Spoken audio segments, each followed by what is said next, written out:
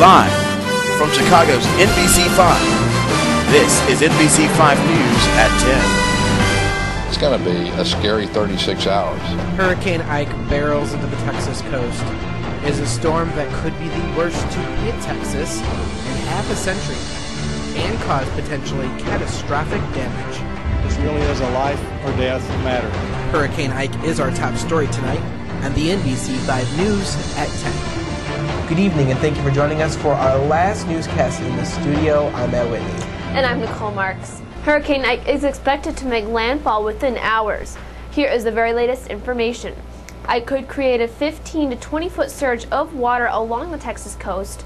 About 15 inches of rain or more could fall in the hurricane zone. This is a huge storm that could create havoc over 400 miles of the Gulf Coast. We begin our coverage tonight with NBC's Jay Gray in Galveston, Texas, where the storm is going to hit. The wind has picked up dramatically. They are also getting a beating. Ken, what's it like there right now? Well, Jay, the outer bands of Hurricane. Reporting live in Houston, I'm Ken Kozloff. Now back to you. Our thanks to you, Ken and Jay. Be safe out there. NBC5's chief meteorologist Brant Miller is tracking the storm and has the very latest information. Brant? Still Category 2, 110 miles. More on the weather segment coming up. Brant, thank you. Hurricane Ike is a massive storm, a truly Texas-sized weather system. Take a look at a graphic that shows just how big Ike is. We have superimposed the outline of the state of Texas that is under a satellite picture of Hurricane Ike. As you can see, the storm is about as big as the state of Texas. Ike is so big that it is posing a major threat to hundreds of oil rigs in Gulf of Mexico. Experts say that means you can expect higher prices at the gas pump next week. Ike could cross over 700 oil rigs and platforms, the heart of America's energy production. 13 refineries closed ahead of Ike's impact. If Hurricane Ike hits with the type of power that has the potential to do, it's going to knock our socks off in terms of the price spike at the pump over the next week. The hopeful news is that any spike may be short-lived because the demand for gas has been declining. Chicagoans are already mobilizing to send help to the victims of Hurricane Ike. We talked with one of them tonight as she prepares for what could be difficult days ahead. NBC5's Lauren Jiggis joins us now with the story. Lauren? Dozens of Red Cross volunteers in Texas. Lauren, thank you. Stay with NBC5 and NBC5.com for continuing coverage of Hurricane Ike and its aftermath. More breaking news ahead on the NBC5 News at 10. A freight train slams into a commuter train outside of Los Angeles tonight. The latest on the death toll when we come back. Then, a sign of hard times, where more and more women are turning to make ends meet. And later, I don't really care for it. The fans should be able to do what they want. A new fan fad that one school says goes a bit too far. Stay with us.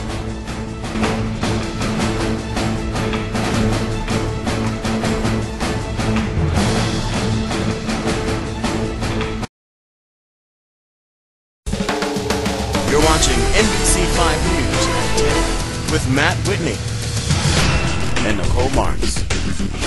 This is NBC5 News at 10.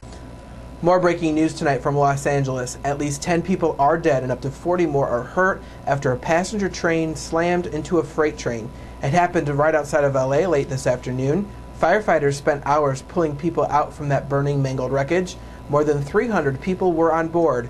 Authorities say they do not know how the two trains ended up on the same track. now to presidential politics and part 2 of Governor Sarah Palin's first interview since being named John McCain's running mate. In an exclusive interview with ABC's Charles Gibson, Palin spoke on social issues. She says she opposes abortion in all cases except to save a life of a woman, a somewhat different position than McCain's. He supports legal abortion in cases of rape or incest.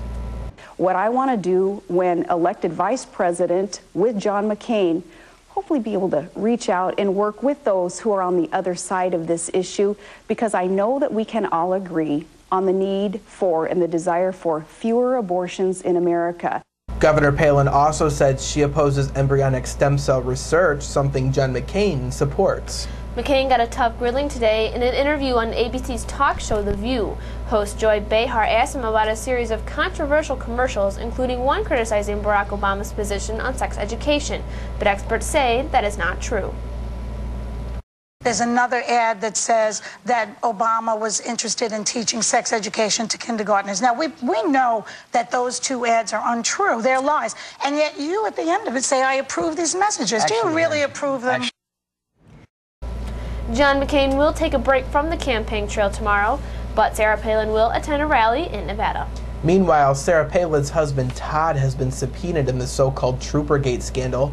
Palin is under investigation for abuse of power. She's accused of firing Alaska's Director of Public Safety after he refused to fire her brother-in-law, a state police trooper, who has been involved in a bitter divorce with her sister.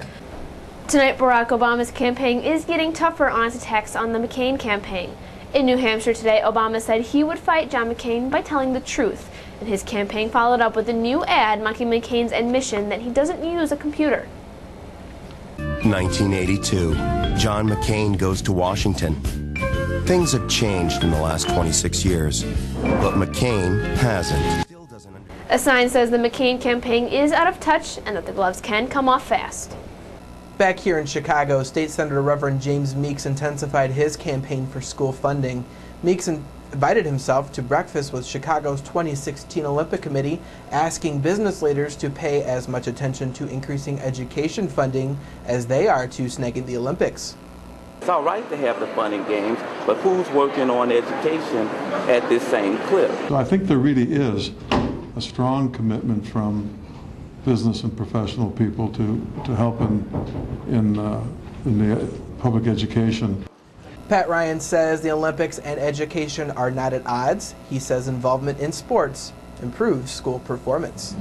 Still ahead on the NBC5 News at 10, why a ride on the CTA train may never be the same. Then, a place where weary Cubs fans can find some peace. Brant? Take a look at our pinpoint radar. The stretch of moisture coming up out of the south and west. This has nothing to do with Ike yet. Heavy rainfall moving towards Chicago. Flood warning for the drainage of the Plains River over the weekend. Flood advisories in LaSalle County and Boone County. And we have a flood watch in effect the entire weekend.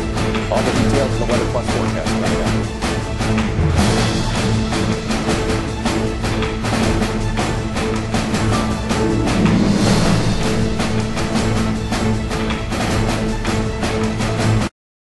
Most sports fans like to show their spirit. Some diehards even paint the chest of the team's colors.